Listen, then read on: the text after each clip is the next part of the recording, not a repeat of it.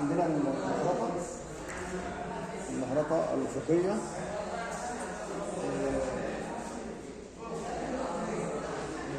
الأجزاء الرئيسية فيها نعرفها من الغراب الثابت، تكون من الغراب الثابت والغراب المتحرك والفرش والهيكل. عندنا الغراب المتحرك بيتحرك على طول الفرش، على طول المخرطة، والغراب المتحرك ده هو يسند المشغولات الطويلة. وعندنا الغراب الثابت بيطلع منه عمود الإدارة بيقل عليه الظرف ثلاثي الفكوك أو رباعي الفكوك.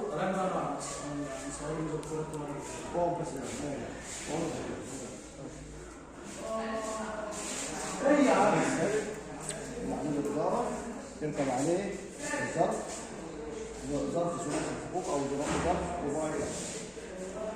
وعندنا الفرش والهيكل بيحمل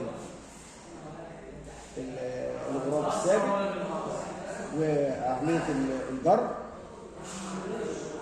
الغوص. وعندنا رابع جزء بالنسبة للمخرطة العربة. العربة بتتحرك حركة طولية على طول الفرش، بتتحرك وعند في رسمة اسمها الرسمة العرضية بتتحرك على عرض فرش المخرطة. عندنا بعد كده المعلمة لتثبيت القلم أو أداة القطع.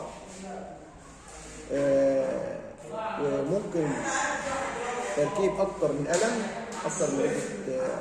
أكتر من عدة قطع. ممكن عمل ألاوز، بعدها عمل خلاطة الداخلية والخارجية وإيه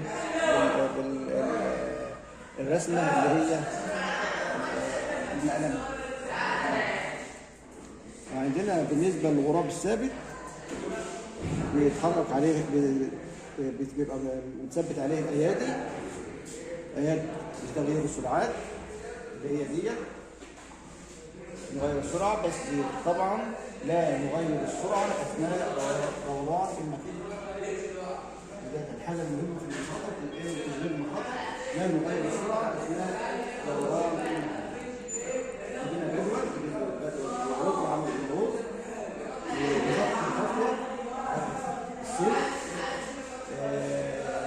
وليكن مثلا سن 1.5 أو سن 2 أو سن 3 أو سن 4 أو سن من الأسنان الألغاز اللي احنا عايزينه، نثبتها أو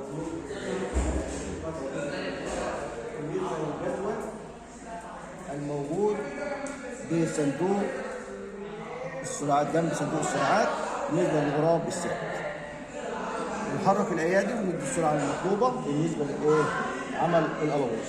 ودايما عمل الألغاز بيحتاج إلى سرعة بطيئة. نبطئ السرعة حسب الألغاز المطلوبة. طبعا بعض الأيادي اللي هي وضع المترنحة، وضع